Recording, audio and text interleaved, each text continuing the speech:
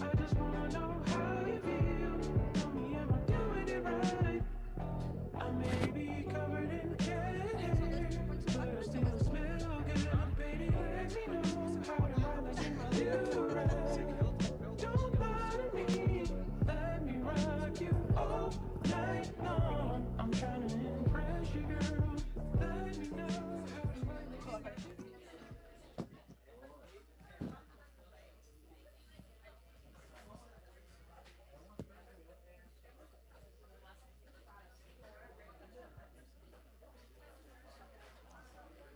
Oi, gente. Vamos começar a nossa próxima mesa. Boa tarde, gente.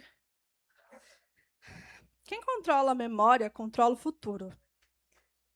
Quais os caminhos para que o tempo e o espaço de igualdade aconteça no Brasil? Uma coisa é certa, esse caminho passa por reparação histórica para as populações negras e indígenas. O tema da nossa próxima conversa, da nossa próxima mesa é Democracia, Memória e Reparação, os caminhos da igualdade racial no Brasil.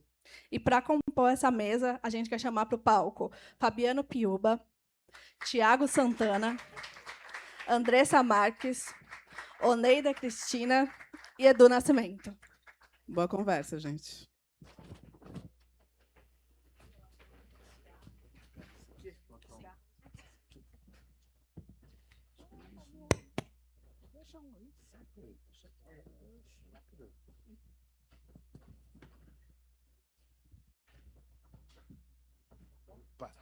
Olá, boa tarde, prezadas e prezados aqui na Flip, na Casa das Poéticas Negras. Sejam todos muito bem-vindos.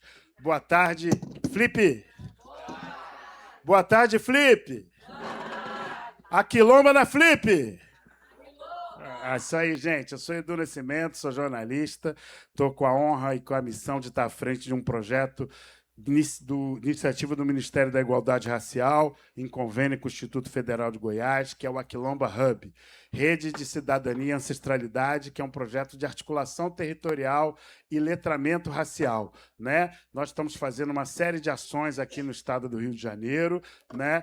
Hoje, né, nós fizemos apoio às comunidades de matriz africana, patrocinamos, né, Érica? 15 presentes de Iemanjá esse ano, estamos fazendo um circuito de encontros de letramento racial, iniciamos lá no Vale do Café, em Valença, terra do jongo. Sábado, vamos fazer um outro encontro formativo em letramento racial lá em Pinheiral, no Encontro das Comunidades Jongueiras. Sábado passado fizemos um encontro, o secretário Tiago estava lá, quase 1.000 pessoas no MEA, com o nosso mestre Ney Lopes. Estamos fazendo esse encontro, vamos fazer um circuito de letramento racial e afroturismo com vivências antirracistas lá na Pequena África, no Rio de Janeiro. Todos estão convidados. Acompanhe a gente, @AquilombaHub, na nossa página aquilombahub.com.br, essa iniciativa. E hoje, aqui é uma delas. Nós estamos fazendo o nosso Seminário Nacional de Letramento Racial, né, com o tema de articulação territorial, e esse tema colocado do letramento racial, com eixo, né, sobre reparação, memória e políticas públicas de igualdade racial. E hoje a gente está fazendo a abertura desse seminário, a gente vai estar hoje aqui e amanhã o dia todo, né? Vamos ter amanhã um café com autores negras, nossa querida, né, Aniele Franco vai estar aqui, e outras autoras importantes. Vamos ter mesa às 11 horas falando sobre direito à cultura e a cidade com a igualdade racial. Vamos ter uma mesa sobre memória falando de 100 anos de Milton Santos, né? Vamos ter uma mesa falando sobre políticas públicas, né, de igualdade racial, com Leda Martins, Aniele Franco e a deputada Benedita da Silva. Então, uma programação bastante robusta, em parceria com a Casa de Poéticas Negras, uma grande parceira, Super Ângela. Palmas aqui para a Ângela, que é a parceira maravilhosa. A gente deu muito trabalho, Ângela. Nós, cariocas, somos bagunceiros, mas acho que vai valer a pena esse encontro. E hoje é a abertura do encontro. Vamos estar com a participação do nosso querido secretário Tiago Santana, representando a ministra Raquel Barros, do Ministério da Igualdade Racial, a nossa reitora do Instituto Federal de Goiás, Oneida Cristina, e os meus amigos e parceiros representando o Ministério da Cultura, nosso secretário nacional de Livro e Leitura, Fabiano Piuba, e a nossa coordenadora nacional de Livro e Leitura, Andressa Marques. Então, um time de primeiríssima, né? Então, queria convidar vocês para a gente começar esse seminário. Boa boa estada, boa participação. Vamos começar a conversa. Quem começa aí? Tiago, vai você ou vai a reitora? Pode começar. A gente está falando do tema literatura preta, memória, reparação e igualdade racial. Então, vamos começar aqui com o nosso querido Fabiano Piúba. Palmas para o secretário Piúba. Ah, ele que vai, ele que vai? Então vai. Então vamos com o Tiago. A gente quebra aqui o protocolo todo. É porque para eu dar umas boas-vindas, né, para os nossos convidados também, e eles se prepararem. Mas eu também fui pego de surpresa, né, por abrir. Bom, pessoal, uma boa tarde ainda, né? Como o Edu falou, eu me chamo Tiago Santana. Eu estou como secretário de Políticas de Ações Afirmativas, Combate e Superação do Racismo do Ministério da Igualdade Racial. E aqui, obviamente, representando a nossa ministra Raquel Barros, nesse espaço tão ousado, né, tão desafiador que é a Flip, e que tem se construído ao longo do tempo justamente neste ambiente, né, num espaço também, além da reflexão, das mostras, das exposições, mas também um grande espaço de resistência, de uma grande troca de experiências, de vivências, de leitura e letramento. E eu estava aqui conversando com a nossa reitora, o Neida, do Instituto Federal de Goiás, um parceiro nosso para várias iniciativas que o Ministério faz, e esse aqui em especial, que é o Aquilamba Hub, que tem a usina como a executora, e o Edu é esse coordenador, e eu estava falando para ela, bom, é só uma abertura, mas já criaram uma mesa, mas a gente vai fazer uma fala abertura meio mesa, faz parte. E aí também eu gostaria de agradecer aqui a recepção da Casa Poéticas Negras por nos acolher nesse momento. A gente sabe o quanto a Flip tem se fortalecido e para todos nós é um desafio, né, chegar aqui, inclusive, literalmente, para conseguir lugar para ficar. Isso é muito bom porque tem crescido todos os anos. E o Aquilamba, como o Edu já falou e vai falar um pouquinho mais durante a nossa estadia aqui, é um projeto do Ministério da Igualdade Racial, em parceria com o Instituto Federal de Goiás, que justamente busca consolidar e avançar nas parcerias. E estar aqui na Flip é um grande momento, porque consolida de verdade essa nossa perspectiva de poder olhar as várias iniciativas que estão acontecendo no estado do Rio de Janeiro e no Brasil, que tem, obviamente, o combate e a superação do racismo como uma linha necessária para que a gente possa construir essa nossa sociedade democrática em todos os termos. E eu já começo falando que sem combater o racismo não há democracia. Nós não seremos uma sociedade de verdade democrática enquanto nós assistirmos vários casos e situações de violação de direitos e de racismo que acontece no nosso país e que tem crescido nesses últimos anos. E olha que coisa, quando a gente passa a ter o Ministério da Igualdade Racial, né, pela primeira vez na história, porque antes não era um ministério, era uma secretaria. Obviamente que a gente entende que é uma demanda histórica do movimento negro, da sociedade brasileira, para que a gente possa sair apenas da condição do embate social, né, da organização social de combate do racismo por ações afirmativas tão necessárias, com políticas que, inclusive, foram se consolidando ao longo dos tempos, como a política de cotas, que a gente celebra, que a gente consegue reconhecer hoje de forma muito bem aplicada os efeitos, os impactos, né, das políticas de cotas. Já estamos, inclusive, falando em outros momentos sobre a política de cotas, que no início foi a grande revolução por entrada de jovens negros, de pessoas negras nas universidades públicas brasileiras, mas hoje a gente já está falando sobre permanência e que também requer uma série de políticas para que isso aconteça, para que a jovem, né, que já esteja na condição de mãe, uma jovem uma mulher jovem que seja mãe, negra, que esteja na universidade, só hoje conseguir estar na universidade não vai garantir que ela conclua o curso. Então, políticas de permanência de forma muito robusta são muito necessárias. Isso tudo está dentro desse pacote das tarefas do Ministério da Igualdade Racial, que a gente consegue medir nos efeitos, né, da sociedade e dessas políticas que já estão colocadas. Mas, ao mesmo tempo, a gente vê também uma crescente dos casos de racismo, dos casos de violação de direitos, e que a gente ainda precisa de políticas públicas eficientes para que possa acabar efetivamente, mas que também haja condenações, né, culpabilizar essas pessoas que estejam cometendo esses atos racistas, e tem todo um processo que emana a partir do Ministério, né?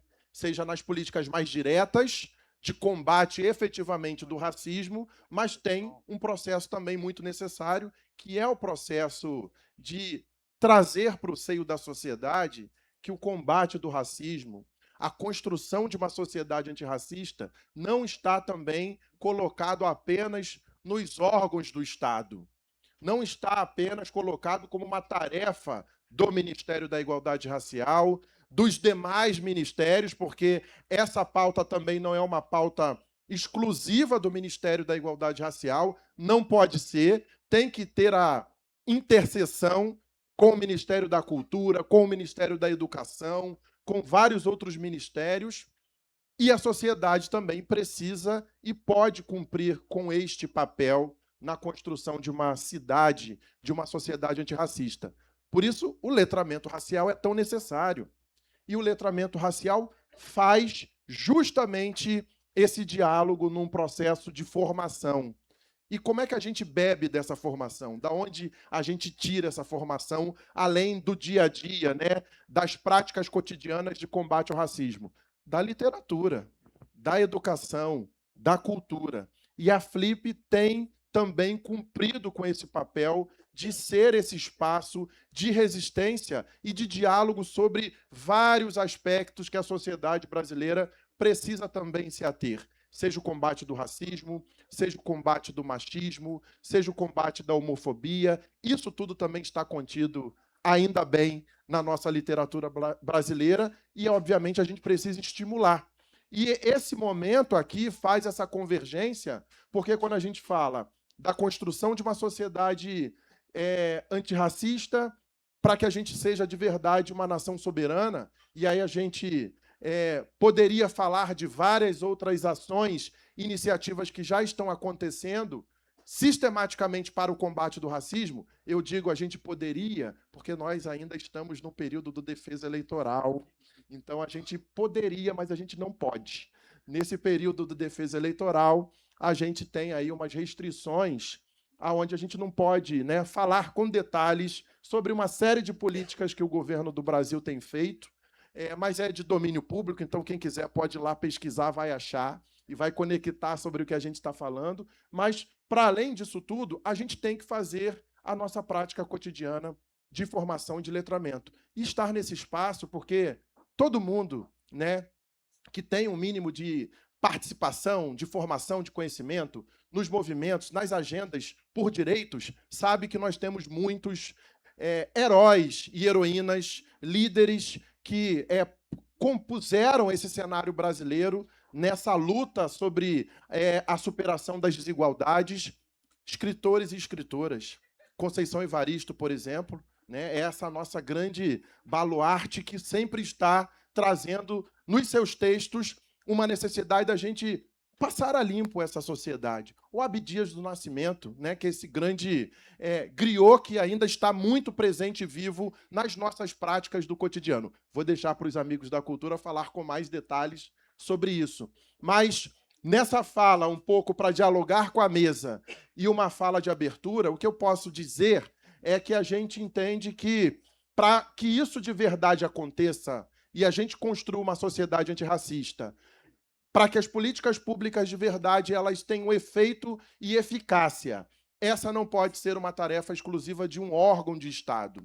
A gente celebra, o fato de que nós temos um ministério pela primeira vez na história, mas a gente sabe que só isso não dá conta ainda. Nós precisamos construir internamente, seja no governo federal, seja nos estados, seja nos municípios, porque as pessoas não moram na União, as pessoas moram nos municípios. Então, às vezes, nós ficamos na formulação macro, mas quando a gente vai fazer a visualização no território, está muito distante daquilo que a gente já acumulou.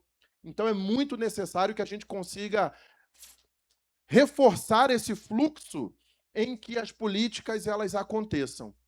E o letramento racial ele está muito combinado com a nossa agenda da reparação. A reparação só vai acontecer de fato quando nós conseguirmos estabelecer a agenda antirracista em todos os espaços da sociedade, em todos os lugares da Federação Brasileira, e, obviamente, isso só vai ser feito com muito diálogo, com muita participação, e que a nossa Flip tem cada vez mais conseguido cumprir com esse papel. Por isso, a gente está muito animado, a gente está muito feliz. Agradeço muito a professora Oneida, porque o Instituto Federal de Goiás mostra que, para além das tarefas que eles já cumprem, que não são poucas, na área da educação, da formação, mas eles também apoiam e são muito necessários e decisivos na extensão em políticas sociais que devem estar combinadas com todo tipo de formação. Nós não queremos só pessoas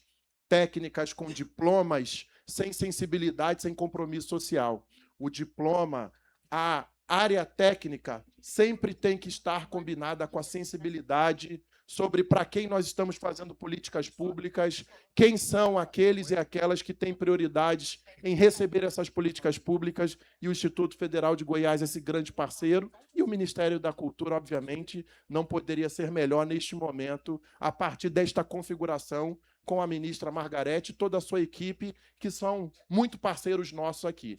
Nesse sentido, agradeço muito. Obrigado, Edu, parabéns. Sua tarefa é grande, a gente sabe, mas nós vamos te usar bastante no bom sentido, porque daqui a gente precisa sair para vários outros lugares, para que todo mundo possa estar juntos e juntas nessa grande agenda, para que nós sejamos um país de verdade antirracista com direitos. É só com muito debate, com muita inclusão e participação. Obrigado, uma boa tarde para todo mundo. Muito bem, secretário Tiago. Vamos dar continuidade. A gente tem que, diria nossa querida, né, ex-ministra do Meio Ambiente, Marina Silva, né, praticar o que pregamos, não é isso? Então, queria já aproveitar e convidar o companheiro profissional de acessibilidade da Libras para estar aqui no palco com a gente, para ampliar a acessibilidade para todo mundo. Vamos para a acessibilidade. Isso aí, é verdade, né?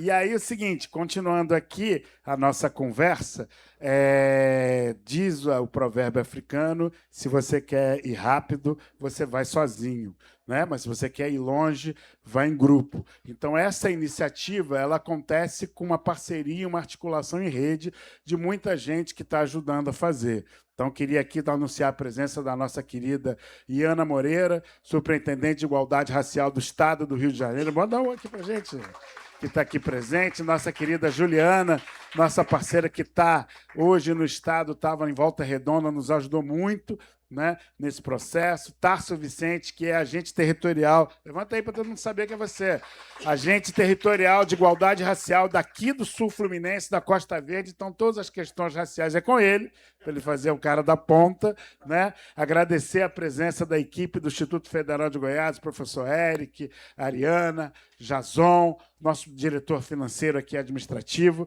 e a equipe do Aquilomba Hub, que está presente aqui, Janaína, né? Cadê? Byron, Breno, né? Está todo mundo aqui comendo. Nossa amiga que chegou para fazer a relatoria aqui também. Tá vendo, Eric? Vamos fazer relatório em tempo real. Tá vendo, reitora? A gente vai fazer relatório em tempo real e já mandar a NF. Segunda-feira já vai tudo assim, ó, já vai tudo certinho. Instantâneo, diz o nosso querido Betinho, quem tem fome tem pressa. Então, vamos continuar nosso debate. Quem é que se habilita aqui? Quem vai primeiro? A reitora? Então, tá bom. Nossa querida reitora Oneida Cristina. Salva de palmas. Uma coisa importante, né? Já que estamos aqui com o nosso órgão, uma coisa, reitora, que a gente faz desde o começo dessa história, todo dia eu durmo e acordo com a palavra prestação de contas. Eu durmo e acordo com essa coisa. Então, a gente precisa comprovar essa execução e está passando uma lista de presença para todo mundo. Breno está ali atrás passando, Janaína, Byron, todo mundo, por favor, assinar a nossa lista de presença, que a gente tem meta para bater, né? Aqui com o pessoal para a gente continuar. Então, com vocês, reitora Oneida Cristina. Bom, boa tarde ainda, né, gente? Bom, eu quero dizer a vocês que eu fui convidada para fazer a abertura, tá, gente? Entenderam, né? Não, mas eu quero aqui, essa mesa, né, tão bonita, e eu digo que o IFG, a gente fica muito honrado, sabe, secretário? Muito honrado mesmo. Eu estou ladeada aqui com os 2 ministérios, gente, por incrível que pareça, os 2 ministérios que o IFG tem tido assim, uma parceria, né, há algum tempo, e a gente fica muito feliz, porque, de fato, faz parte da concepção, né, dessa instituição, que é o nosso querido Instituto Federal de Goiás. É uma instituição, fala, nossa, mas lá de Goiás, né? E eu costumo brincar, lá do nosso Goiás, é do Goiás, né? Porque nós temos isso muito forte, né, na nossa concepção, na formação humana, né, integral, né, omnilateral, né, que de fato parte. Então, eu fico aqui, né, assim, muito honrada, né, com vocês, de estar aqui nessa mesa. Mas eu quero dizer a vocês que eu quero falar um pouquinho do projeto, né?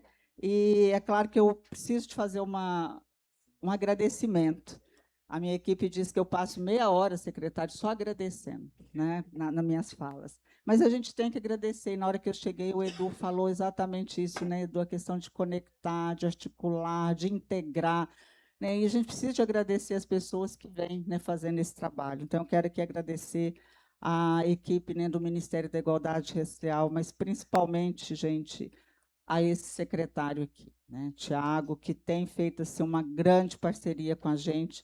E ontem nós estávamos vindo, né, do Rio para cá, e a gente conversava, e eu falei para ele agora, há pouco, e falei acho que com o Edu também, como tem trabalhado, e que trabalho importante tem sido feito. Né? Então, assim, a gente quer muito parabenizar, e estar com vocês, para nós, é uma honra, é uma missão, é uma função social que a gente abraça com muito carinho, e haja prestação de contas, né, Edu? E haja prestação de contas.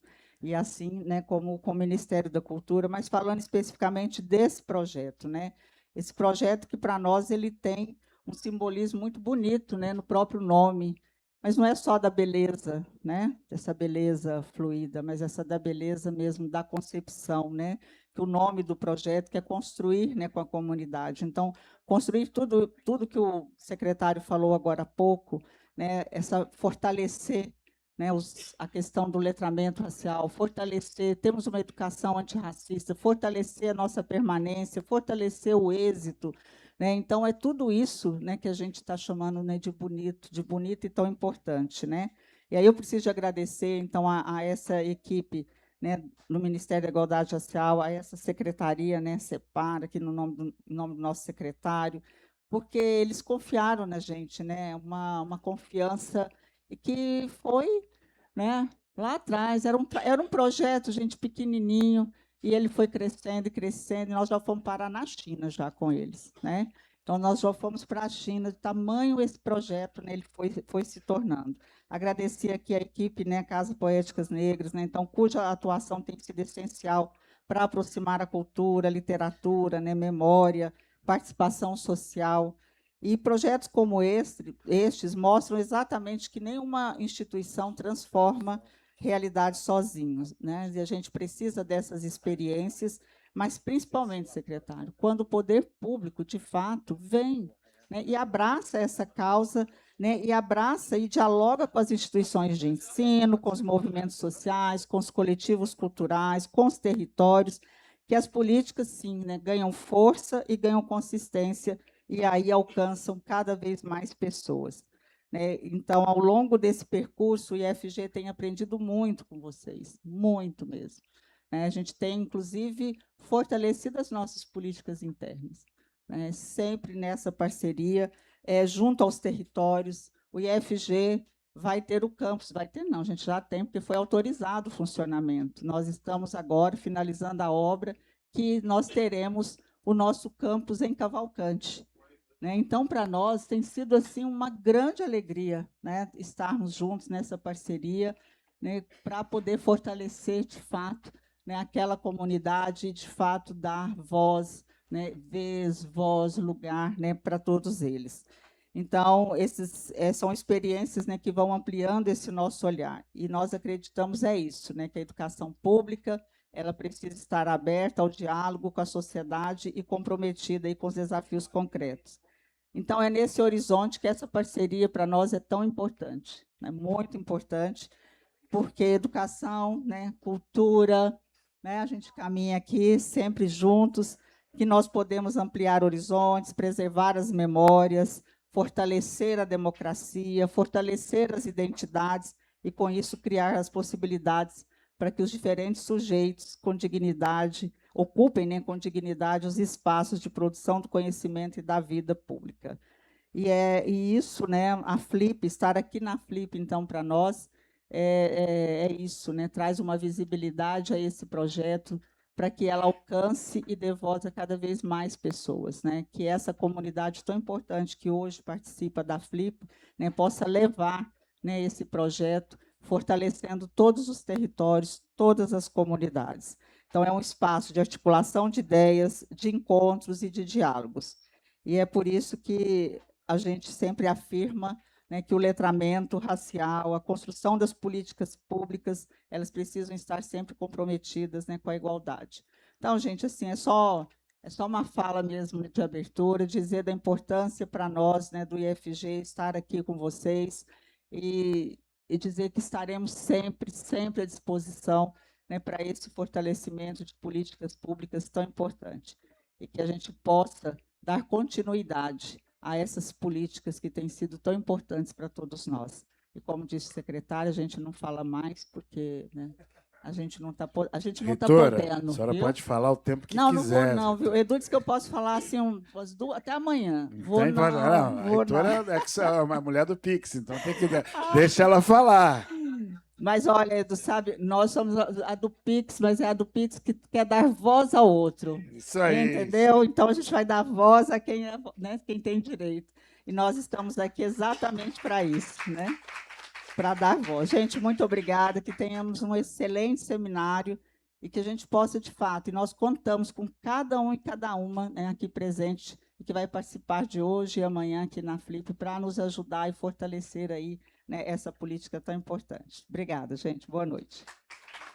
Muito bem. Então, pode deixar aqui, acho que palavras importantes, lembrar algumas datas marcantes aqui.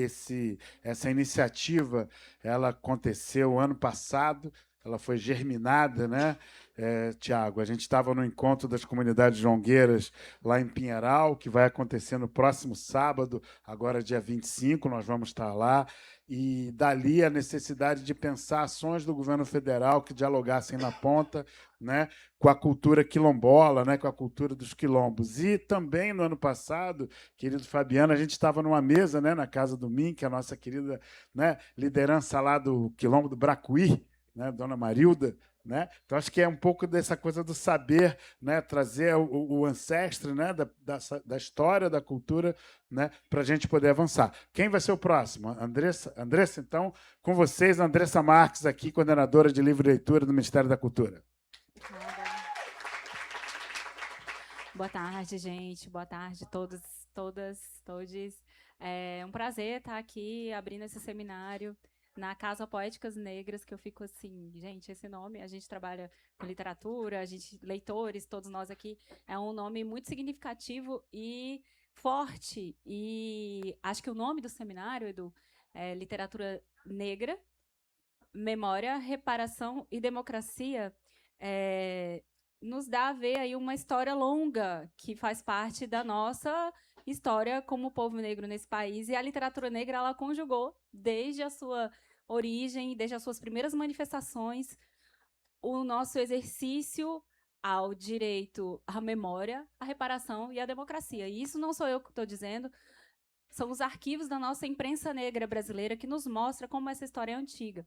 Então, se a gente pensa, por exemplo, no Francisco de Paula Brito, o primeiro editor do Brasil, porque ele foi um dos primeiro editor mesmo ali que trabalhou na imprensa régia nacional, na colônia, né? Não era nacional, era na colônia.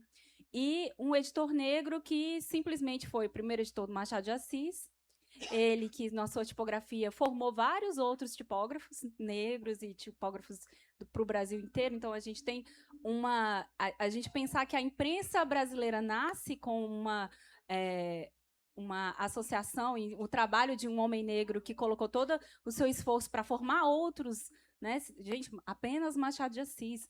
Isso já nos diz muito sobre o que a literatura negra representa para a memória do povo brasileiro, para a nossa reparação e para a democracia que estamos sempre em busca e defendendo como espaço de manifestação das nossas vidas, né? Então, o Francisco de Paula Brito, ele fundou em 1833 um jornal da imprensa negra muito importante chamado O Homem de Cor, e esse jornal foi o cenário ali de textos, e toda a intelectualidade negra daquela época publicava já várias matérias, textos, jornais em que a gente consegue ver o quanto que as pessoas eram sempre muito articuladas em busca da cidadania, né? Então, imagina, 1833, a gente estava em pleno o regime escravocrata no Brasil. E o Francisco de Paula Brito foi um grande intelectual, editor, jornalista, e que teve todo esse trabalho de formação de outros escritores. Passando um pouco para frente, a gente tem ali, por exemplo, o jornal Clarim da Alvorada, e daí o Edu já me ouviu falando várias vezes, já está cansado, o Fabiano também. Muito bom, por sinal. Continue falando. A gente tem um texto, assim, vários, né? Mas um que, quando eu estava fazendo a minha pesquisa de doutorado e quando eu encontrei, eu falei, gente, como assim? Em 1922, aí eu já dei um pulo para frente, um texto chamado A Vitória do Negro está no livro. Então, a gente tem ali os jornalistas colocando vários pontos sobre o que faria com que a gente avançasse enquanto povo negro no Brasil. Então, eles estão falando de, por exemplo, termos livros que contassem a história de Zumbi dos Palmares na escola. E eu fico até emocionada, porque, né, gente, a gente pensar isso um século atrás, foi até dia 17 de junho. Aí, quando chega 17 de junho, aí eu penso, tem tantos anos daquele livro. A Vitória do Negro está no livro. E outra coisa que falavam, por exemplo, temos que colocar nesses livros, nessas escolas, para os nossos filhos, poemas e textos do Luiz Gama. Então, assim, coisas super significativas para nós. Hoje a gente pensa da luta por democracia para agora, a gente pensa, nossa, parece muito atual, mas isso é fundador, né? Isso é muito atrás. Então, as pessoas estavam sempre articuladas e a literatura negra em torno disso, sempre.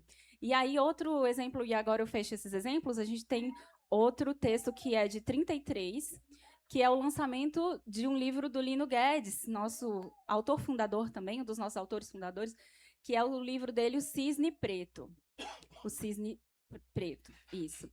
E aí, o texto diz bem assim, eu salvei aqui para contar, para vocês direitinho, o Canto do Cisne Preto, então, 22, na verdade. Recomendamos, pois, aos novos leitores o Canto do Cisne Preto e desejamos ao novo introdutor de uma literatura negra e novas e sucessivas vitórias. Então, a gente tem a formação de um público leitor, né, sendo articulado nesses jornais da imprensa negra. Inúmeros exemplos de pessoas que colocavam anúncios para falar assim, nas associações negras, nas sociedades negras, vamos fazer um círculo de empréstimos de livros. Então, a gente tem movimentações ali sendo registradas e no nosso arquivo, mostrando que as pessoas faziam suas próprias bibliotecas, o que a gente pode chamar hoje de uma biblioteca comunitária, que não tinha esse nome na época, mas era uma roda de empréstimos de livros. Imagina a dificuldade de você acessar um livro impresso no início, logo no pós-abolição, então as pessoas organizadas em torno disso. E a gente vê, são muitos exemplos, a Frente Negra Brasileira e o seu jornal também da Imprensa Negra, todas essas articulações sendo feitas. Tivemos ali períodos em que isso foi muito grave para a desarticulação desses espaços, quando a gente teve, por exemplo, ali eu estava falando, por exemplo, de livros, de obras de 33, teve o Estado Novo, e aí a imprensa sofre muito nesses momentos. Aí logo depois a gente tem toda uma retomada disso com a Associação Cultural do Negro, por exemplo, lá no final dos anos 40, nos anos 50, no início dos anos 60, que foram pessoas que, por exemplo, a gente teve o José Correia Leite, um grande militante, a gente tem um livro que, ainda bem, que o poeta Kut, né, um grande aí, conceituador e poeta da nossa literatura negra, ele fez uma entrevista nos anos 80, final dos anos 80, com o José Correia Leite, que chama E Disse o Velho Militante. E várias memórias, o José Correia Leite nos diz, por exemplo, de um jantar de recepção que fizeram para Carolina Maria de Jesus, quando ela lançou, em 1961, o Quarto de Despejo. Então, assim, são vários exemplos de como as pessoas estavam sempre articuladas. Aí, novamente, a gente tem golpe militar, sofremos com toda essa desarticulação. E ali você tem, por exemplo, o SECAM, Centro Cultural do Negro, nos anos 70 e 78, se articulando novamente, dando origem ao nosso movimento negro unificado, dando origem ao próprio Quilomboje, que é o nosso grande coletivo de literatura negra, que fundou o Cadernos Negros em 78 também, que tem esse nome justamente em homenagem a Carolina Maria de Jesus, com seu caderno que ela escrevia. Então, os Cadernos Negros, eles trazem, então, uma possibilidade de publicação, de formação, de espaço, de mercado mesmo, onde esses autores poderiam publicar seus livros, onde esses autores se reuniam também para escrever coletivamente. Então, a gente tem oficinas de escrita criativa acontecendo dentro do Quilomboje, de uma maneira muito orgânica, né? Um aprendendo com o outro, mostrando, e a gente tem grandes autores participando disso, como o próprio Kut, a dona Esmeralda Ribeiro, que está sempre aqui na Flip, e a gente tem esse grande prazer, né, de ouvi-la, e pensar que também os Cadernos Negros foi o espaço de publicação em que a dona Conceição Evaristo publicou o seu primeiro conto, né, ali no final dos anos 80. Então, é uma grande história que a literatura negra esteve sempre ali encabeçando e trazendo toda essa articulação intelectual, e também em prol, você vê na imprensa negra esses exemplos, de uma busca pela cidadania, pela educação, e não era uma coisa assim que às vezes, né, a gente coloca muita responsabilidade ali na caixinha da literatura, né, e a gente tem uma expressão estética e simbólica em que a gente não necessariamente está resolvendo todas as questões, não é sobre isso, mas a gente tem uma possibilidade de construção de memória e de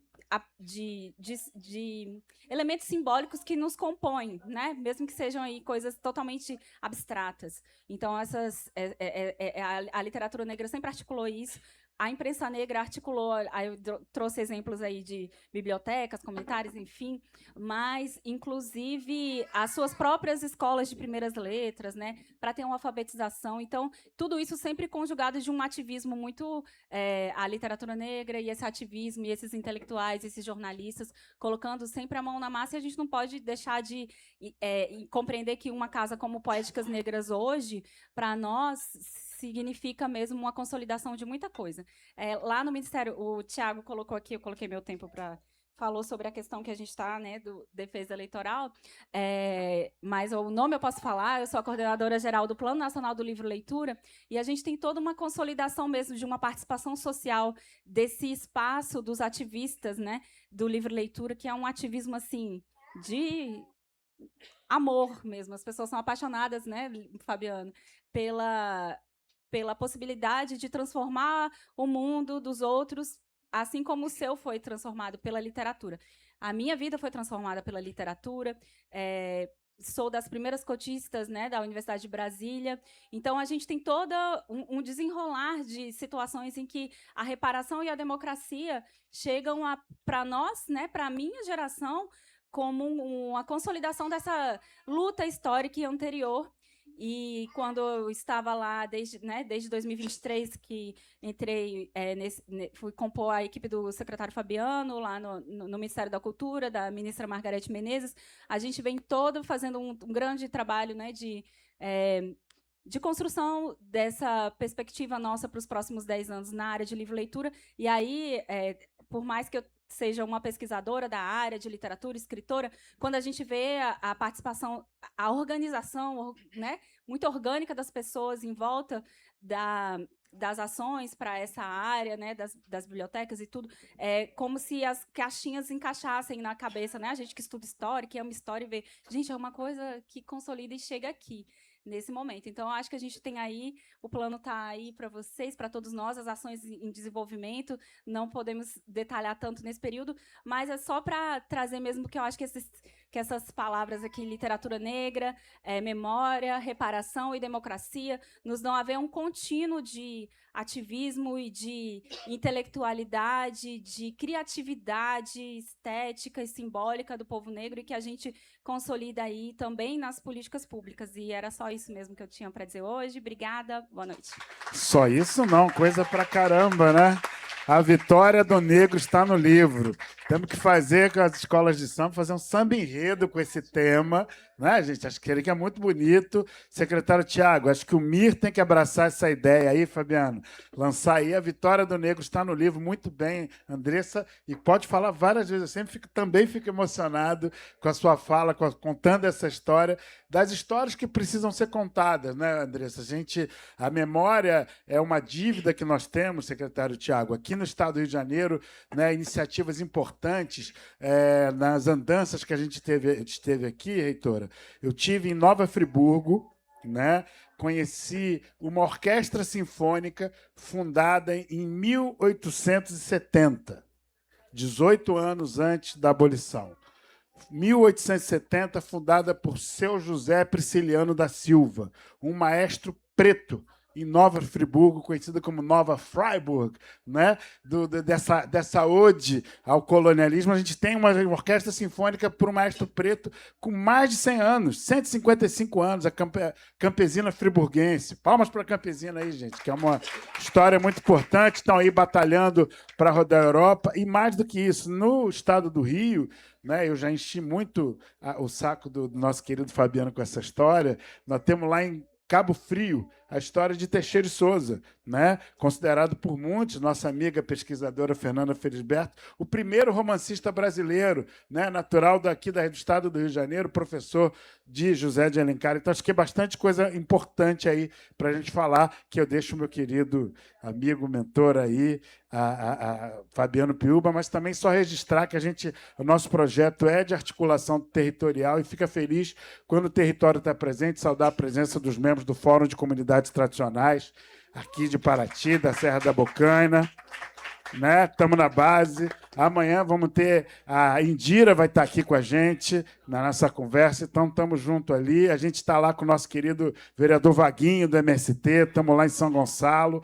Então, a gente está hospedado na pousada do MST, então a gente está literalmente na base. Fabiano, fica à vontade. Opa, obrigado, Edu. Edu já foi do MINC. Agora ele está no MIR. Era o nosso coordenador aqui do Ministério da Cultura no estado do Rio de Janeiro, e quero iniciar agradecendo o convite, né, e parabenizar pela iniciativa do MIR. Então, aqui a gente tem ali a casa, secretário Tiago, a casa MINC, né? Então, aqui é uma casa MIR, né? Então, que bacana que é, né, o governo federal, por meio de seus ministérios, estão presentes aqui na Flip, e integrando um pouco também o diálogo e as conversas. Eu estou um pouco rouco e também um pouco com uma tossezinha. Então, eu até anotei aqui uma pescazinha para a gente ir para a conversa. Quero falar da satisfação de estar aqui com o secretário, né, o Tiago Santana. Parabenizar mais uma vez o MIR pela iniciativa de estar realizando esse espaço, com essa programação, com essa temática, com esse seminário, e estar sob a coordenação aí do nosso querido Edu, e trazendo essas palavras geradoras, ou para lembrar aqui o Nego Bispo, palavras germinantes, né, para o debate, e obviamente de como isso reverbera na qualificação das nossas políticas públicas também. Agradecer e parabenizar aqui a reitora, né? O Instituto Federal tem sido um grande parceiro, não só do MIR, nem do Ministério da Cultura, mas de vários ministérios, na formulação, no pensamento, né? Mas também ali no monitoramento, acompanhamento, estudo de pesquisa, impactos, né? Estamos com uma ação muito importante, que são dos comitês de cultura, junto com a rede dos institutos federais do nosso país, e mais um projeto aqui, né? Então, isso me alegra bastante. Eu estava lembrando aqui, depois que o Edu, né, evocou, né, esse provérbio africano, né, de você ir devagar e você ir depressa, e como é diferente você a chegada quando você vai com pressa, quando você vai devagar. Eu até mencionei ali muito rapidamente além de chegar devagar, Edu, né, e saber chegar e saber pisar e pedir licença, né, aos mais velhos, aos troncos, né, e, sobretudo os troncos ancestrais aqui desse lugar, né, que é Paraty, que é um lugar que tem uma diversidade cultural incrível, uma diversidade étnica aqui, né, é um lugar, né, muito forte das comunidades indígenas, sociedades indígenas, quilombolas e também dos caiçaras, né? Então, uma Flip ela tem que partir desse reconhecimento desse território também. Mas também, além de chegar com esse corpo, com mais vagar, né, é chegar também com o espírito, né? Tem um verbo indígena, machacali, que é o verbo espiritar, né? E espiritar é você colocar a cabeça à altura do coração. Na verdade, é quase baixar a cabeça à altura do coração e compreender essa relação entre cultura, natureza, corpo, espírito, né? Céu, chão, né? E por aí vai, né? Então, também chegar um pouco com essa dimensão do espírito, são exatamente as cosmovisões afro-brasileiras, indígenas, que nos ensinam de como é que a gente chega assim. O meu bichinho aqui do digital não está mais funcionando, eu tenho que estar digitando aqui o número. Mas também lembrei do seu Mateus, aleluia, né? Que ele diz que antes da palavra veio o som, que antes da palavra veio a música, né? E de como isso se dá na construção, inclusive, do universo. Então, de como isso também nos possibilita pensar uma percepção mais ampla da leitura, né? Que ler, né, é mais amplo do que só o domínio da escrita ou da palavra. O letramento, inclusive, é você ter essa leitura mais abrangente. Uma outra imagem que me veio aqui é da minha grande mestra, e a minha grande mestra mesmo, a minha grã-mestra, uma professora, educadora cearense, que já se encantou, já fez sua passagem, que é Luísa de Teodoro, ali entre as décadas de 70, 80, né, 90, até o começo de 2000, era uma das poucas professoras negras que tinha na Universidade Federal do Ceará. E certa vez ela perguntou para a gente, numa sala de aula, e eu sei de cor muitas aulas da Luísa, saber de cor é saber de coração. Ela perguntou certa vez, Tiago, a Andressa sabe essa história, você já reparou, isso é a pergunta dela, então abre aspas aqui para evocando a Luísa de Teodoro. Você já reparou que há algo de muito antigo nos olhos de um recém-nascido? Né? Que há algo de muito antigo, né, nos olhos de uma criança que nasce? E depois, muito tempo depois, eu, né, pegando esse mote da Luísa, né, a gente fez um poema que diz mais ou menos assim: Ê, meu amor, você já reparou que algo de muito antigo nos olhos de um recém-nascido, no cordão ancestral do umbigo, você já reparou na flor do curumim-erê, na raiz do ancestral. Por que é que eu estou trazendo a Luísa e Teodoro evocando essa dimensão? Porque pensar no letramento racial, né, que tem ali uma definição muito específica de identificar, né, combater o racismo estrutural e institucional também. A gente fala do racismo estrutural, mas tem um racismo institucional. Então, você identificar, né, e combater esse racismo, mas é você combater esse racismo, né, sobretudo compreendendo, né, a dimensão da cultura, né, afro-brasileira, por exemplo, as suas cosmovisões, seus saberes, seus saberes fazeres, suas artes e ofícios, suas ciências e conhecimentos. A gente combate também o racismo compreendendo, né, e sabendo que esses saberes, né, das cosmovisões afro-brasileiras, mas também indígenas, são fundamentais nesse combate ao racismo e também como um elemento vital para o letramento racial. E o letramento, a ideia de letramento em si, ela traz para a gente ali uma provocação de que o letramento é ir para além de ler e escrever. não é apenas o domínio da escrita e da leitura. É muito naquilo que o Paulo Freire ensina para a gente, da leitura de mundo, mas naquilo que ele também traz, de que a gente aprende a ler para escrever a nossa própria história. Eu acho isso muito bonito. Paulo Freire diz que a gente aprende a ler para escrever a nossa própria história. Por isso diz ele que a leitura é uma prática de liberdade, é um ato de liberdade. É o que a Conceição Evaristo diz para a gente também, quando ela traz o conceito de escrevivência, de escrever e viver a própria história. Ou Capinã, com o Roberto Mendes, né? Naquela canção que ele vou aprender a ler para ensinar meus camaradas. O Jefferson Assunção, que é o nosso diretor de livro, leitura, literatura e bibliotecas, ele cita muito de que durante 300 anos foi proibido publicar livros no Brasil e da gravidade que é isso. Mas, para além dessa gravidade de não poder publicar livros no Brasil, é a gravidade de que as pessoas, né, eram proibidas de aprender a ler. As pessoas que estavam em situação de escravatura eram proibidas de aprender a ler. Exatamente nessa ideia que o Paulo Freire diz que a leitura é uma prática de liberdade também, né? Isso era no Brasil, isso era nos Estados Unidos. E aqueles que ousavam em aprender a ler para ensinar os camaradas sofriam, né, ali com todas os crimes e violências da escravatura. Então, quero trazer um pouco essa dimensão, né, que tem a ver com essa frase, nesse título de um artigo muito importante, que está na tese, né, da Andressa, né, que a vitória dos negros está nos livros. A vitória dos negros está no livro. E quando diz a palavra livro, vem junto com ela a leitura, vem junto com ela a literatura também.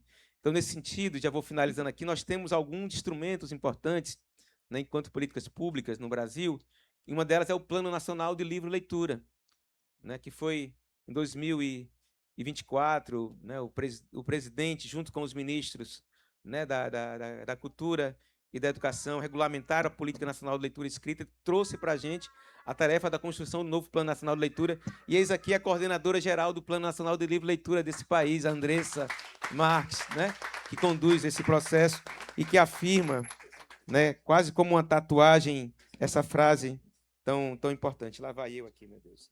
Né? Mas, e nessa perspectiva do Plano Nacional de Livro e Leitura, nós temos algumas ações importantes. Quando a ministra Margarete chega no MINC, aí no dia 1º de janeiro de 2023, ela traz para a gente, e essa foi uma conversa que ela trouxe ali junto com os dirigentes, secretários, secretárias, e presidentes e presidentas desvinculadas, o MINC como seu espírito umbuto, né? De que eu sou por quem nós somos. Então, quando a ministra Margarete chega no MINC, ela chega instalando, né, ou baixando, né, esse espírito umbuto de que sou porque nós somos. E o Plano Nacional de Livro e Leitura é um instrumento importante. A gente tem como, por exemplo, no Conselho Dirigente do Ministério, do Plano Nacional de Leitura, a Conceição Evaristo. Ela é membro do Conselho Dirigente do PNLL. O Daniel Munduruku também é membro desse conselho, né? E que tem ações importantes, por exemplo, na aplicação, no ação MINC e MEC, das leis 10.639 e 11.645, que está aqui estampada nessa ilustração, nessa identidade visual do seminário, né? Democracia é território, né? Então a gente tem aqui, né, duas expressões étnicas e culturais do nosso país, né? Então tá muito bonito essa expressão. E essa lei, na verdade, as duas leis que trata do ensino das culturas afro-brasileiras e indígenas nas escolas, tem sido uma ação que articula o MINC, o MEC, mas o Ministério de Igualdade Racial e o Ministério dos Povos Indígenas. Nós estamos organizando e vamos procurá-los, né, juntamente com a Zara Figueiredo e também com o nosso presidente da Fundação Palmares, o João, quem está pensando em realizar um seminário voltado para essas leis, na perspectiva das artes mesmo, das artes, da diversidade cultural, na aplicação e desenvolvimento dessa lei. Mas, para além disso, numa linha MINC e MEC, que é de arte e cultura nas escolas de tempo integral, tem uma linha que é central, estratégica e obrigatória. 24 estados aderiram a essa ação de arte e cultura nas escolas de tempo integral, que é exatamente dessas leis 10.639 e 11.645, que a partir já desse segundo semestre já se iniciam em muitas escolas do nosso país. Temos o PNLD literário, né, que são os livros de literatura que vão para as bibliotecas escolares, mas que agora também vão para as comunitárias e também para as bibliotecas públicas. E foi lançado ano passado pelo MEC, e o MINC colaborou com isso, e o MIR também, o PNLD Equidade, né, que é uma literatura voltada exatamente para colaborar na aplicação da promoção das culturas afro-brasileiras e indígenas no Brasil. A própria Fundação Palmares, que é a estrutura dentro do Ministério da Cultura, né, como uma vinculada, que também atua em parceria com o MIR, por exemplo, na questão das comunidades quilombolas. A Palmares é responsável, por exemplo, para fazer a certificação das comunidades quilombolas. O INCRA é o responsável pela questão, né, da demarcação, do registro de terra, e o MIR tem tido uma atuação importante, articulando, inclusive, essas duas linhas. E, por fim, a PNAB, que é a Política Nacional Aldir Blanc, e que tem uma instrução normativa, uma resolução específica do Ministério da Cultura, liderada pela própria ministra Margarete Menezes, que são das ações afirmativas. Então, o recurso da PNAB, que é na ordem de 15 bilhões em 5 ciclos, a gente já está no segundo ciclo, então já são 6 bilhões, então ele tem ali estabelecimento de diretrizes para a realização de políticas afirmativas, compreendendo as culturas afro-brasileiras indígenas, mas também um valor mínimo, né, para a utilização desse recurso para a promoção dessas culturas de 10%. Então, se a gente faz ali uma conta de 15 bi, então 10% é uma obrigatoriedade para que a gente possa estar atuando também nessa perspectiva do que o seminário traz aqui. E, para finalizar, né, trazer a ideia da democracia, né? A ministra Carmen Lúcia, ela tem um termo que eu acho muito bacana, isso surgiu numa conversa dela com a ministra Margarete em 2023, numa roda de conversa em que as duas estavam, que ela trouxe a ideia de culturalizar a democracia, né? E culturalizar a democracia, por exemplo, é ter a Conceição Evaristo na Academia Brasileira de Letras e que ela seja, em breve, empossada nessa academia e ser presidenta dessa academia. Culturalizar a democracia passa pela aplicação dessas leis 10.639, 11.645, porque o exercício pleno da democracia passa pelo direito à cultura, na sua diversidade plena, étnica, cultural, territorial, de gêneros, e também numa relação com a natureza de espécie, mas passa também, o exercício pleno da democracia passa pelo combate ao racismo. Muito obrigado.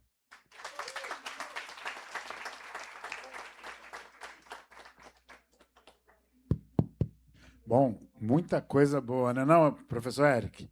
De alto nível, muita coisa bacana. Jason, Ariana, olha aí, o nosso relatório vai vir, ó, caprichado. A gente manda de 30, esse aí vai de 100, esse chega a 100. Então, a nossa querida Jéssica ajudando aqui na relatoria, já achei em tempo real. Na hora que você sair para a pizza, já tem um relatório ali de 100 páginas. Mas olha só, vamos continuar esse nosso debate.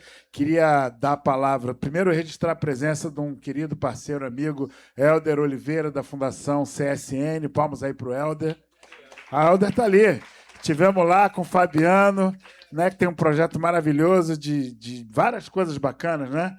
Um deles é a Orquestra Tambores de Aço, que nós fizemos lá uma oficina. Infelizmente, a gente não conseguiu ter perna aqui para trazer essa orquestra, mas a gente vai fazer, vamos dar a forra, pode deixar que vamos dar a forra. O MIR vai fazer um festival de juventude em novembro, a gente já está botando isso lá em Brasília, já cobra aí.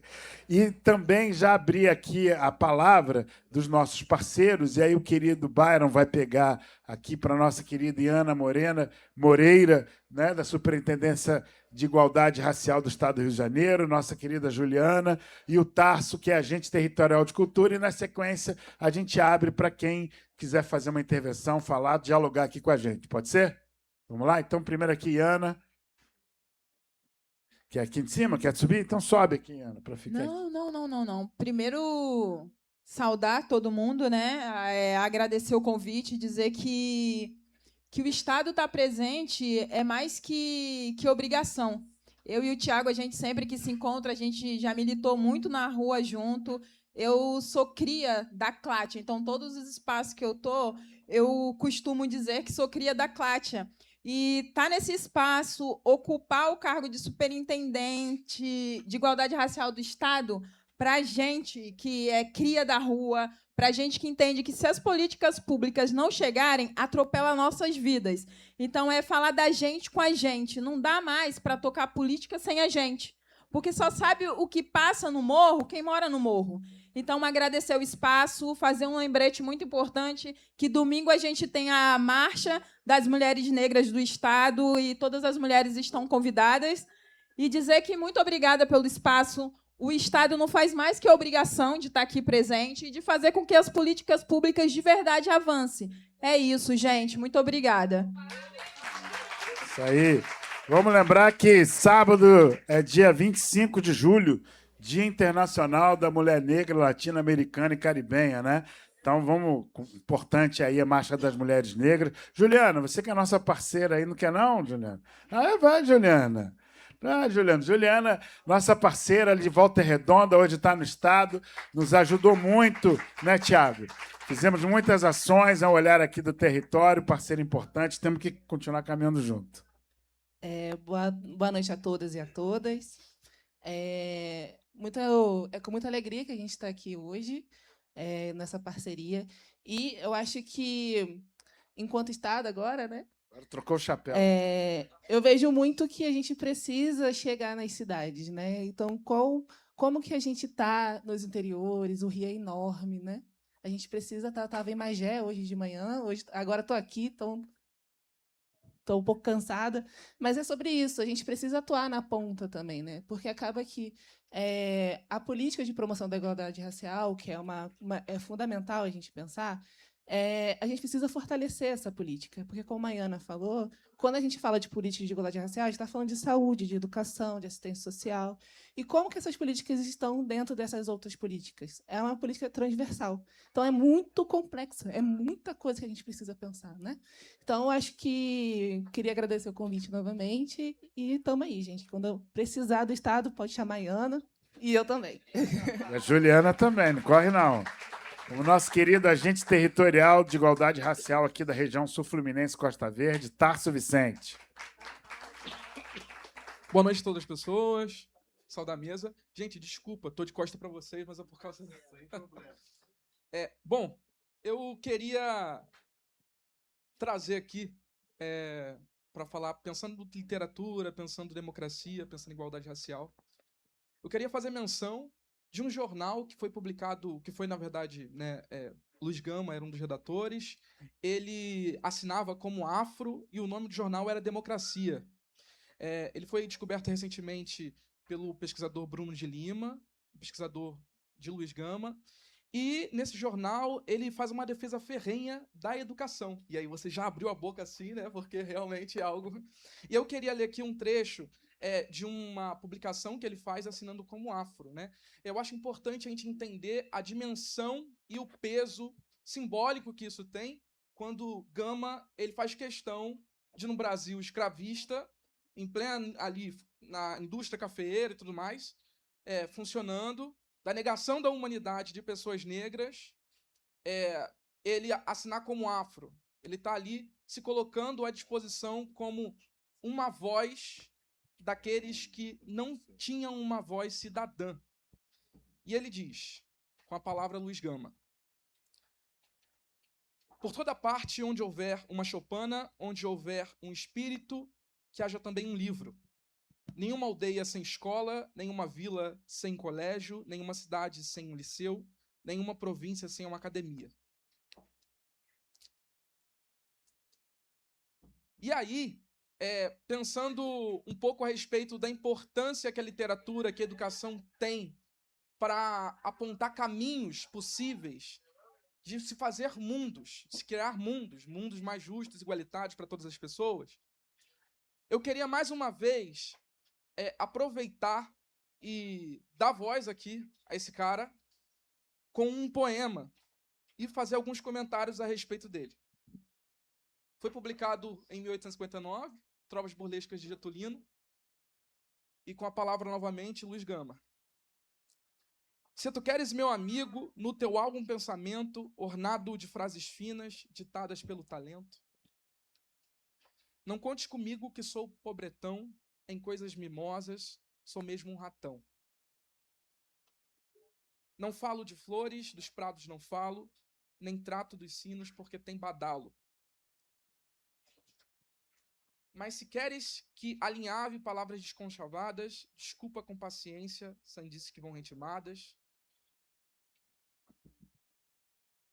E qual estudante, campando de sábio, que empurra a luneta, que é seu astrolábio, eu pego na pena, escrevo o que sinto, seguindo a doutrina do grande Filinto.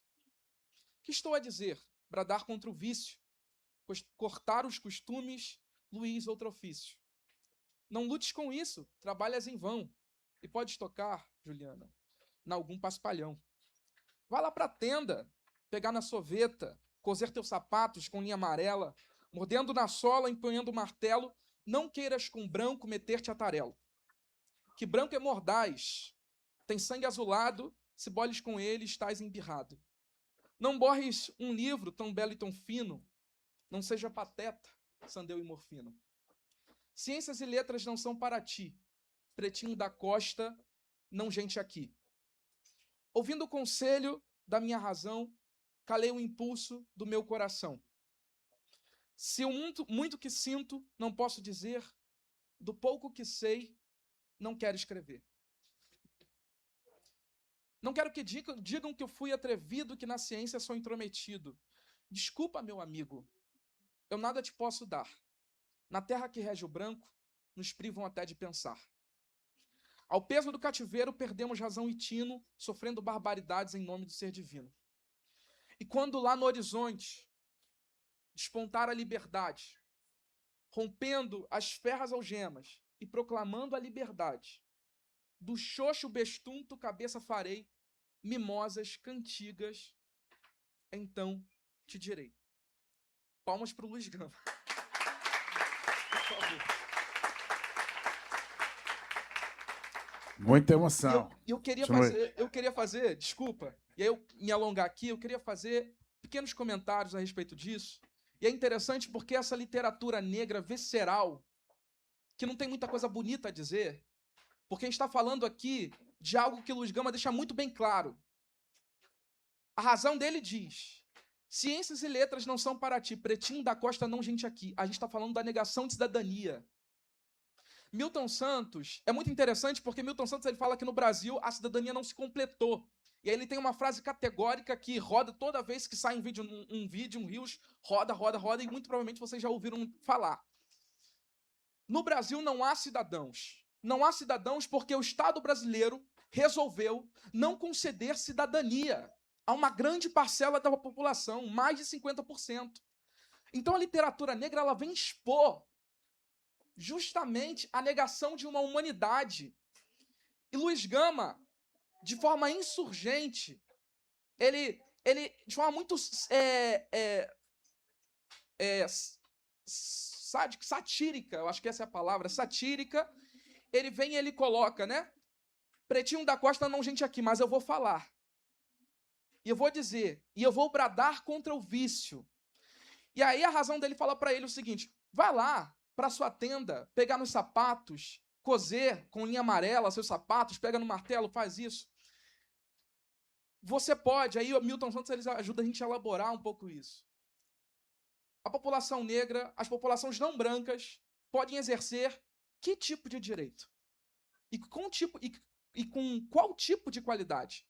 O direito ao trabalho. E a transação, a comprar. Por isso Milton Santos fala que no Brasil não há cidadãos, há trabalhadores e há consumidores. E aí é importante, Luiz Gama ele consegue capturar aqui então, justamente, essa condição de uma grande parcela da população que estava investida em todos os setores da economia, fazendo o Brasil girar naquela época. Você não pode estudar, não pode produzir, o branco não deixa você pensar, não deixa você escrever, mas você pode e deve trabalhar. Então, a gente pode pensar a partir disso, né, o lugar natural em que as pessoas negras estão, e eu acho importante a gente olhar para o território, porque Milton ele fala relações sociais, e aí a gente pode ampliar para além de relações de classe, relações de gênero, relações raciais, se dão nos municípios e no território. Eu estava numa manifestação ano passado, lá em Angra dos Reis, porque eu sou aqui do território. 20 dias sem água. A gente sabe das crises que nós vivemos no interior, aqui, na Costa Verde. Fui para a rua junto com a minha comunidade. Chegou lá, a gente estava gritando por água e tudo mais, fechamos a Rio Santos, caos, desordem. O policial chegou para mim e falou assim: quem é você? E me abordou de maneira a me constranger. No mesmo momento, eu falei: eu sou um cidadão. Geralmente, quando um policial aborda, especialmente quando a gente é periférico, de favela, enfim, preto, a gente fala: sou trabalhador. E aí talvez ele não vá te bater, certo? Mas a cidadania, ela deveria ser suficiente. E aí, Conceição Evaristo, ela lançou agora a dissertação dela de mestrado em livro. E é muito interessante, porque ela fala sobre essa característica que a poética negra tem de apontar caminhos para o futuro. Outros caminhos possíveis. História fala sobre o passado, aquilo que já aconteceu. Mas a literatura, ela fala sobre algo que a gente ainda não viu, sobre algo que a gente ainda não presenciou. Ela fala sobre sonho. Ela fala sobre projeto de país. E é esse projeto de país, sobre esse projeto de país, que Luiz Gama está falando. Onde haja uma choupana, aonde haja um espírito, que também haja um livro. E aí, eu gostaria de agradecer essa oportunidade de estar aqui junto com vocês e também de falar um pouco desse cara. E falar um pouco desse cara que é tão emblemático, Luiz Gama, e reforçar também a necessidade da gente olhar para essa cidadania que não é completada, que é incompleta e que a gente precisa completar também nos municípios. A gente vê muita gente se fazendo no ativismo nos municípios, saindo do território e projetando sua cidadania a nível nacional e internacional. E eu não culpo essa galera, sabe por quê? Porque foi no território que Marielle morreu, foi assassinada. Né? Eu escrevi um texto muito inspirado nessas ideias, intitulado Asfixia do Cidadão, que tenta capturar essa situação de sufoco social que se encontram as pessoas que estão nos municípios fazendo ativismo, buscando e reivindicando seus direitos. Né? Então, eu acho importante a gente entender a importância da poética negra e a contribuição que ela tem para apontar outros caminhos possíveis de construção de município, construção de Estado, construção de Brasil, construção de nação. E quero agradecer. E é isso. Muito obrigado. Valeu, Tarso. Falou muito, mas disse tudo. Isso aí, agente territorial de igualdade racial do território aqui da Costa Verde. Vamos fazer uma pequena rodada para as pessoas falarem. O Byron vai estar ali na frente. Vai abrir. Agora abre para o povo. Voz do Vox Populi, né? Vamos ver o povo. Quem quiser se manifestar, a gente fazer uma pequena rodada de 3 minutos, rapidamente. Quem quer se manifestar, fazer uma intervenção, uma fala. Alô, Fórum de Comunidades Tradicionais. Quem vai? Vamos lá. Quem se manifesta? Fala com o Byron, vamos lá. Tem alguém? Vai lá. 3 minutinhos. Okay. Olá, se apresenta. Gente, tudo bem? Eu me chamo Lohane. Eu sou do Quilombo da Ilha da Marambaia, aqui de Mangaratiba, aqui da Costa Verde. Eu sou do Fórum de Comunidades Tradicionais também. Eu sou coordenadora do Núcleo Jovem. A gente veio aqui até entregar alguns folhetinhos, tá? A gente está com a nossa casa também aqui. Gostaria que todos fossem lá visitar a gente no sábado, tá bom? O Armazém de Territórios. E eu peguei o finalzinho aqui, nesses vídeos a gente chegando. Mas eu queria ouvir um pouco sobre as ODS. Queria saber como é que está o Estado em relação à ODS 18, já que a gente está com uma fala aqui sobre, né, relacionada a gente. Fiquei nervosa aqui muito. Mas é isso, obrigada. Valeu, Lohane. Vamos abrir aqui mais alguém, porque aí faz uma fala só já de encerramento. Mais alguém quer falar? Uma intervenção? Alguém? Vamos lá, dou-lhe uma. Alguém se manifesta? Não? Então vamos seguir aqui. Você quer responder, Iana? Aí já não? Tá bom, então vamos lá. Então vamos fazer aqui já o encerramento. Alguém quer falar ainda? Não vi? Então vamos fazer aqui as falas. Então tá bom. Fabiano, fazer aqui o inverso aqui, simplesmente fazer a frase, o encerramento aqui nosso e aí a gente fecha. Agradecer, né, e contem com o Ministério da Cultura de novo, quem sabe quem vai estar na Flip o próximo ano, já com pautas mais avançadas, e agradecer pela sua fala, você ter compartilhado conosco. Esse teu texto está publicado em livro, tá? Vou já trocar aí umas ideias contigo. Olha aí, olha aí, olha aí. É. Deu match. Aí, Andressa, lançou aqui o desafio pra gente. Bom, a gente já conversa aí, então. Valeu, Fabiano. Calma.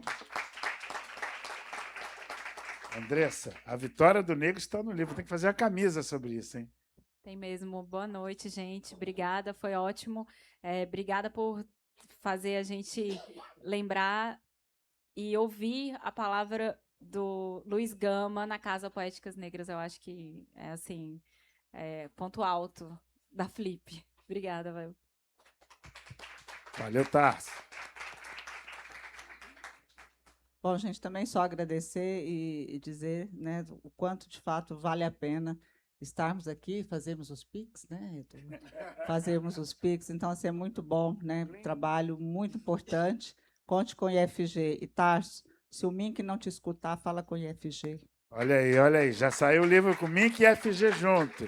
Né? Antes de passar aqui para o Tiago, nosso querido secretário, para encerrar, já tem aí, já deu match.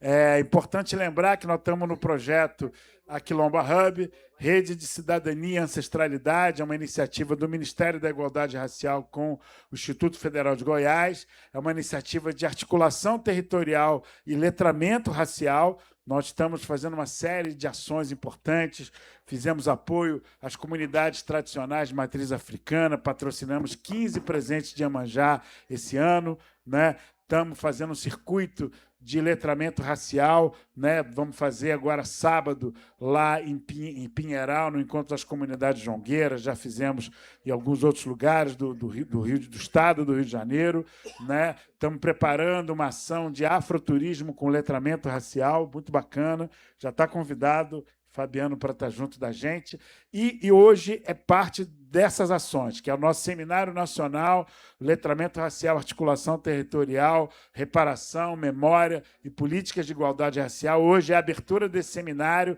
convido todo mundo a estar aqui amanhã, vamos ter um café com livro com escritoras super bacanas, né? O secretário Tiago não pode falar no defesa, não posso falar que a nossa querida Aniele Franco vai estar aqui amanhã. Se eu pudesse falar, eu falava que a Aniele estava aqui. Amanhã, 10 horas da manhã, né? Às 11 vamos ter uma mesa falando sobre direito à cidade e reparação, com a nossa querida Eloá Moraes, também lá do Ministério da Igualdade Racial. Vamos ter... E aí, Tarso, você deu um spoiler aí. Vamos ter amanhã com o meu querido amigo de mais de 20 anos, né? Fizemos, em 1993, o Movimento dos Negros Universitários, lá aqui no Rio e de São Paulo, o geógrafo, craque Billy Malaquias, falando sobre 100 anos de Milton Santos, que é um craque. Vai ter a Indira dos fóruns de comunidades tradicionais também. E, por último, e não menos importante, à noite, sobre políticas de igualdade racial, com a nossa querida escritora Leda Martins. Eu gostaria de falar, mas não posso falar, que a nossa querida Aniele vai estar aqui. Se eu pudesse falar, eu falava. Eu também queria falar, mas eu não posso, Andressa, que a nossa super deputada Benedita da Silva também vai estar aqui amanhã. Então... se eu fosse você, só vinha. Então, vamos fechar aqui com o Tiago Santana, nosso primeiro dia de seminário. Tiago, é com você. Se eu pudesse falar, mas eu não falei. Tá? Bom, ele não falou, mas... Bom, pessoal, eu queria mais uma vez agradecer a presença de todo mundo, agradecer Fabiano, Andressa, nossa reitora Neida, ao Edu, e dizer que eu acho que a gente está, aos poucos, né, materializando todos os sonhos e uma trajetória que vem muito antes da gente, né? E muito antes de séculos passados, né? De verdade. E que felicidade de nós estarmos neste momento onde algumas coisas se materializam, sabendo que a gente ainda tem uma jornada para construir de verdade esse Brasil soberano, democrático, que passa essencialmente pela superação de todo tipo de desigualdade. O racismo é um dos pilares dessa estrutura tão desigual que ainda persiste no país, mas eu vejo que nós estamos fazendo a nossa parte. Mas sem o envolvimento da sociedade como um todo, a gente não consegue. E estar aqui mais uma vez reforça isso. Eu quero agradecer à Casa Poéticas Negras mais uma vez por esse acolhimento. Dizer que mesmo nesse período ainda com limitações da gente poder falar sobre o que está acontecendo e sobre as outras coisas que a gente ainda vai fazer, porque é uma jornada que a gente está construindo. Logo, logo a gente vai poder, efetivamente, ir fortalecendo muito no que você traz. Quando você fala sobre a ODS 18, eu acho que é um exemplo, mais um dos exemplos, de como nós precisamos movimentar essas estruturas, e é fruto de toda uma luta que vem sendo travada, que parte desse lugar, da onde vocês estão, do território, envolvendo, né, o povo negro, o povo indígena, quilombolas. Nós estamos nesse território que fala e projeta essa comunidade também tão necessitada de poder estar incluída dentro de uma agenda de governança de país, né? Porque é quem estava antes e merece, deve ter esse lugar. Então, do que da limitação do que eu poderia falar, eu queria trazer essa mensagem e também agradecer o Tarso e a Marta, que está aqui também. O Tarso e a Marta são agentes territoriais do Plano Juventude Negra Viva. Eu também não posso falar sobre o Plano Juventude Negra Viva, mas eu posso dizer Juventude Viva. Eu também sou lá do Juventude Viva. Busquem também informações sobre o Plano Juventude Negra Viva, mas o que eu posso dizer é que é um pacto nacional do governo brasileiro no combate à violência contra a juventude negra brasileira, que também inclui, dentro desta condição de termos um país soberano, democrático, garantir direitos para a nossa juventude negra quilombola, a juventude negra de todo o território nacional. E nós, eu vou poder falar só um pouquinho disso. Temos os agentes territoriais. A Andressa está falando que ela foi lá de trás do Juventude Viva, porque lá atrás ainda era Juventude Viva.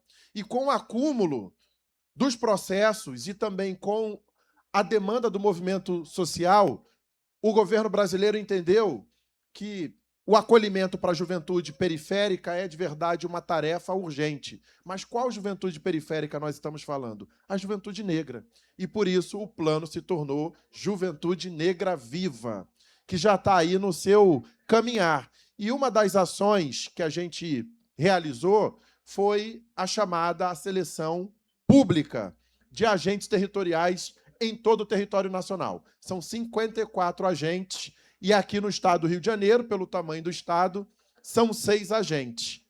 A Marta é de Niterói, é uma dessas agentes, e o Tarso é dessa região da Costa Verde, é um desses 6 agentes, e a gente vê o quanto nós acertamos nessa seleção Viva os agentes pública. territoriais de igualdade racial, gente!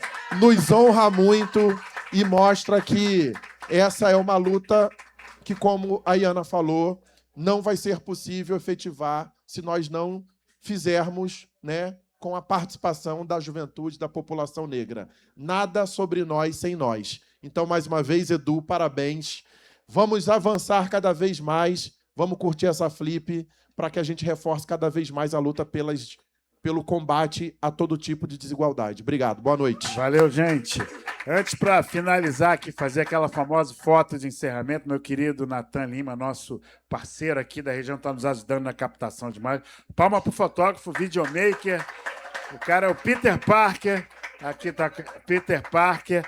Queria aqui fazer um ato simbólico. O secretário Tiago vai me ajudar. A gente aqui...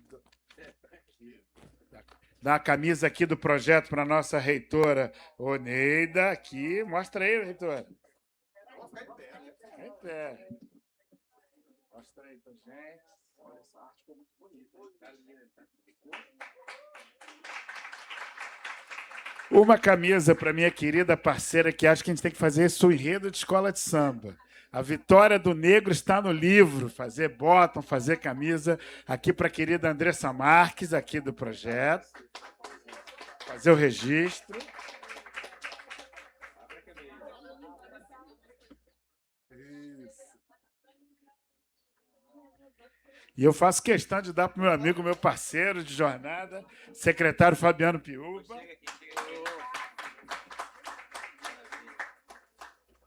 Esse cara é muito massa, velho.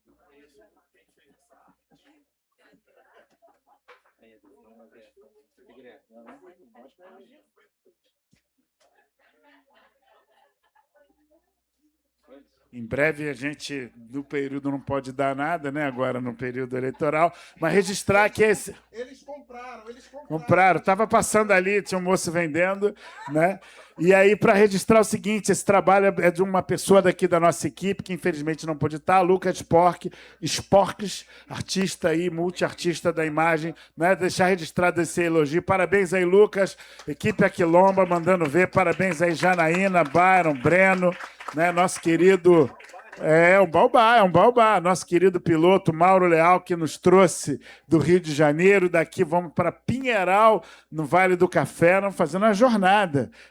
Na força do Ogum. Gente, muito obrigado. Amanhã, 10 da manhã, Café com Livros com a nossa querida Aniele Franco, depois com Eloá Moraes. Vamos ter Billy Malaquias falando 100 anos de Milton Santos às 17 e às 19, Leda Martins, Aniele Franco e Benedita da Silva. Se eu fosse você, não perdia. Gente, valeu, obrigado. Vamos fazer uma foto com todo mundo aqui. Vamos lá. Vamos fazer uma foto e um vídeo. Vamos dar trabalho para o Natan.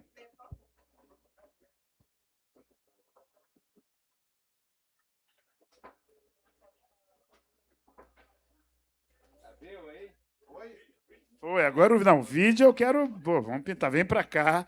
Todo mundo de pé, gente, todo mundo de pé, para fazer esse vídeo bonito. De pé. Melhor descer? Melhor descer? Então vamos descer. Vamos lá, 1, 2, 3, Aquilomba, para a gente levar isso aqui. Dá o microfone na mão do cara, o cara não larga, mas ó, tem mais 2 minutos. Estou igual no negócio do futebol, estou dentro do cronômetro.